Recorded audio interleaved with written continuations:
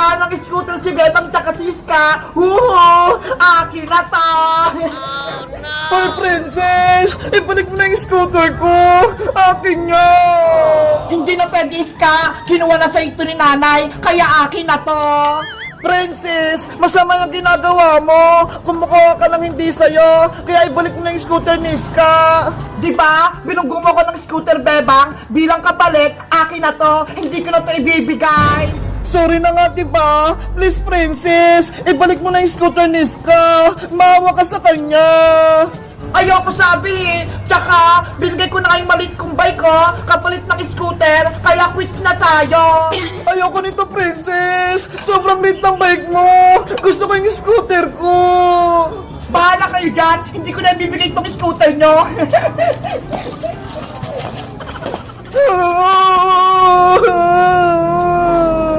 Paano ba yan, Iska? Ayaw ibalik ni Princess yung laruan mo. Isusumpo ko siya kay Mama Bebang. Regalo sa akin yun ng Pasko. Kaya dapat may balik sa akin yun. Naku, baka mag-away lang sila ni Aling Tiri. Tsaka yung mama mo. Bahala na. Basta magsusumbong ako. Mama! Princess! Ibalik mo na kasi yung scooter ni Iska. Ayoko sabi eh. Lagot ka! Nagsumbong na si Iska sa mama niya! Hindi naman ako natakot sa mama ni Iska. Ang sama-sama talaga ng ugali ni Princess! Si Aling Greta, hindi ako takot sa kanya. Anong sinabi mo, Princess? Hindi ka takot sa akin? Aling Greta! Ma, si Princess po, kinuha niya yung scooter na naregalo mo sa akin. Ayun po, hawak niya. Hoy, Princess! Ang bait-bait ng anak ko si Iska, aagawan mo na laruan? Anong kasalanan niya, ha? Aling Greta, kasi po, Ano? Magsalita ka ng maayos, hindi kita maintindihan. Naku, si Princess, umiyak na. Sobrang takot niya kay Aling Greta.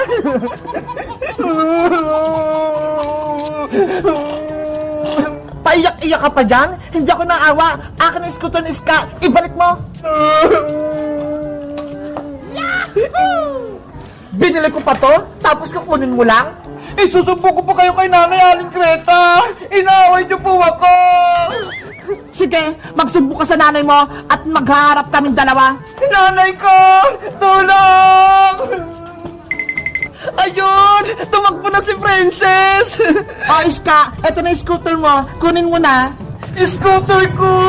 Nabalik ko na! Sa susunod na awan kayo ni Princess, pati ni Maring Tere, magsumbo lang kayo sa akin. Opo! Paano po si Aling Tere, Aling Greta? Baka bumalik siya. Kami naman po yung pagalitan. Huwag kayong mag-alala, Bebang. Hindi na kayo gugulo na Aling Tere kung ayaw niyang sabihin yung sikreto ng anak niyang si Princess. Yay! May tagapagtanggol na kami! Meanwhile. Oh, Princess! Umiiyak ka na naman? Sino nag-away sa'yo? Nanay! Si Aling Greta! Yung nanay ni Iska! Pinagalitan ako! Ano? Si Maring Greta? Nandyan? Opo! Binawi niya yung scooter ko! Kunin niyo ulit po, Nay! Nako, hindi na. Pumunta tayo sa kanila. Magsasorry ka. Ano po? Ako yung magsasorry! Hindi niyo pa ako ipagtatanggol! Ikaw naman talaga may kasalanan ha. Gusto mo? Ikaw yung pagalitan ko? Nanay naman eh! Lagot ako kapag nalaman ni Princess yung sekreto namin ni Maring Greta. Princess, halika na. Guys, ano kayang dahilan? Bakit takot si nanay kay Aling Greta? Mag-comment lang kayo kung gusto nyo ng part 4 para malaman natin yung sikreto. Bye-bye! Paula, gabi na. Matutulog ka na sa baybayan mo. Diyan ka lang muna ha. Kukuha lang ako ng unan mo.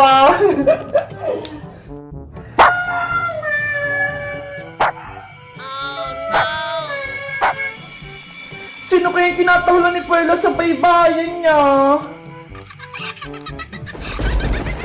Naku, parang may tao sa loob. Hoy, sino ka? Perla, okay ka lang ba? Wala naman siyang kasama.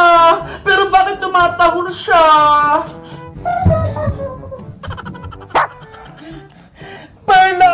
Huwag ka nang tumahol! Gabi na! Natutulog na si nanay! Baka magalit yun! Bebang, nandito na ako! Hoy, Princess! Dala mo ba yung kumot mo? Siyempre naman, di ba? Dito ako matutulog sa inyo. Tamang-tama, may kasama na si Perla dito. Perla, may kasama ka na ditong matulog. Princess, kukunin ko lang yung merienda natin ha, para masaya yung sleepover mo dito. Sige, Bebang, gusto ko yan. Wait lang kayo. Perla, gusto mo? Dito ako matulog. Kasi naman tayo dyan sa baybayan mo eh.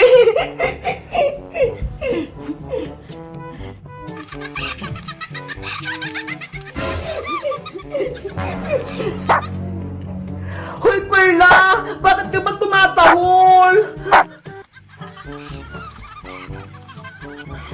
Ay, ayan na si Bebang! Walang tao! Sino kaya yon? Princess! Nandito na yung merienda natin! Wow! Ang dami chichirya! Oh, sa'yo na to! Thank you, Bebang! At syempre, para kay Perla naman to! Perla ho! Bebang, kanina, si Perla, may tinatahulan. Pagsilip ko, wala naman tao. Kanina nga rin eh, tumatahol siya. Parang may nakikipaglaro sa kanya. Baka may nakikita si Perla na hindi natin nakikita, Bebang. Diba, sabi nila, mas malakas yung mata ng aso kaysa sa tao. Ginagawa mo? Bebang, may tinatawag na naman si Perla. Princess! Diyan din ako sa loob! Bilis! Halika rito! Perla! Tayo na! Isara may pintuan, Bebang!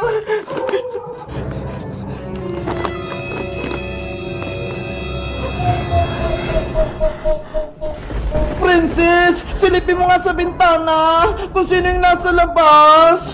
Sana wala akong makita!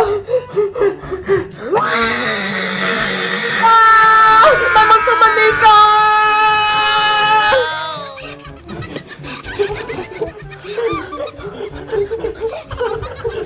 Perla, huwag kang matakot! Nandito ako! Bebang, itong bahay-bahay ni Perla! May nagmumulto! Baka bahay ko ng manika!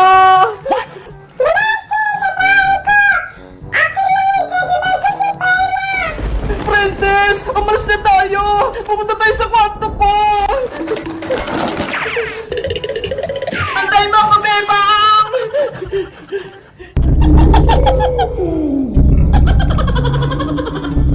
Naku! Si Perla! Naiwan sa baybayan! Guys, sa tingin nyo, sino kayong multo sa loob ng bahay ni Perla? Mag-comment lang kayo! Bye-bye!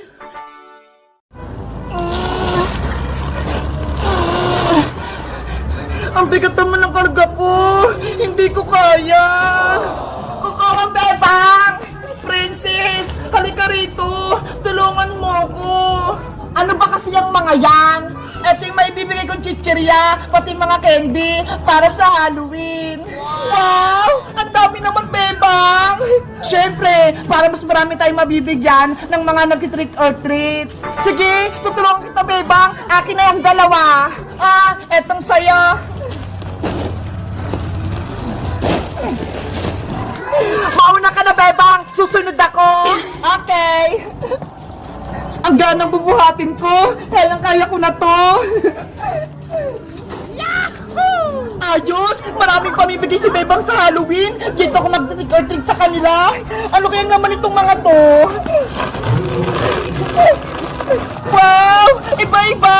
May mga candy! Pati may chichirya! May chocolate pa! Ang swerte naman ng mga mabibigyan! Princess! Dalian mo! Patilim na ko! Nandiyan na ako, Bebang! Ay! May naisip ako! Para hindi na ako pumunta sa trick or treat bukas kila Bebang, itatago ko na itong isang supot! Dito ko na lang ilalagay sa gilid para babalikan ko mamaya! Princess! Bilisan mo!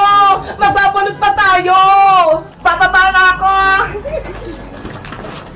Diyan ka lang ha!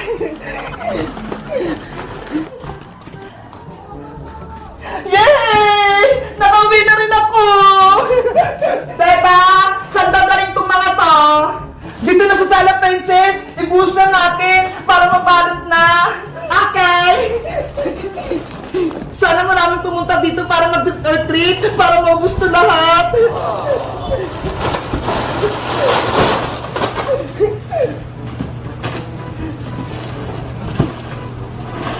Wow! Ang dami! Ito yung mga akin!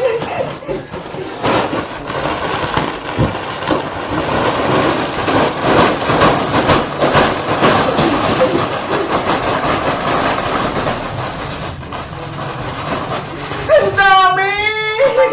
Manigurado, magiging masaya yung Halloween dahil marami akong ipamimigay ng mga candy, pati mga chichirya.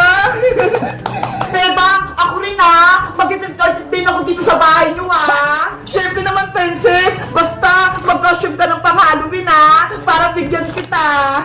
Yay! Magdadala akong mating lagayan para marami kong makuha! Ang tagal ng manis ka! Ang sabi niya, tutulong siya sa pagbabalot nito! Gusto mo? Tawagin ko si Iska sa bahay nila, Bebang! Sige, Princess! Para magsimula na kami magbalot! Diyan ka lang ha! Tatawagin ko siya! Bilisan mo, Princess ha! Mag-aantay ako dito! Okay! Diyos! Makukuha ko yung tinago kong pagkain! Sana hindi ako mahuli ni Bebang! Teka! Parang kulang yung pinusting Princess ng chichirya ha! Dalawa yung binigay ko sa kanya! Siguro may ginawa na naman kalukuhan si Princess! Sundan ko nga siya!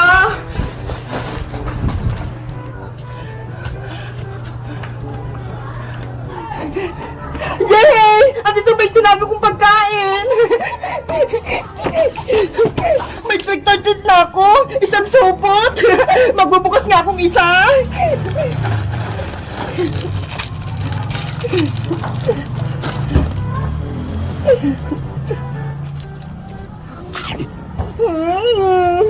Ang tarap! Huli ka, Princess! Ano ginagawa mo dyan? Bebang! Sabi na nga ba eh, kaya kulang yung binili ko. Ginawa mo yung isang supot. Ikaw talaga, Princess! Hindi ka na nagbago! Basta pagkain, matakaw ka! Akin na yan! Bebang, pwede akin na itong lahat! Huwag mo nang bawiin! Hindi pwede, Princess, no? Ipapamili ko ito bukas sa mga nag-treat or treat eh! Tapos gusto mo, sa'yo lang! Ano ba yan? Oh, eto na! Tawagin mo na si Iska! Sabi mo magbabalot na kami! Bebang, pwede ba akong tumulong sa pagbabalot para mabilis kayo matapos ni Iska? Huwag na, Princess! Baka ikaw pa kumain ng mga chichirya pati mga candy eh! Hindi naman ako kakain eh! Guys, excited na ako sa Halloween bukas! Magbibigay ako ng mga candy pati chichirya sa mga pumunta dito sa bahay! Kayo ba? Saan kayo nag-trick or treat?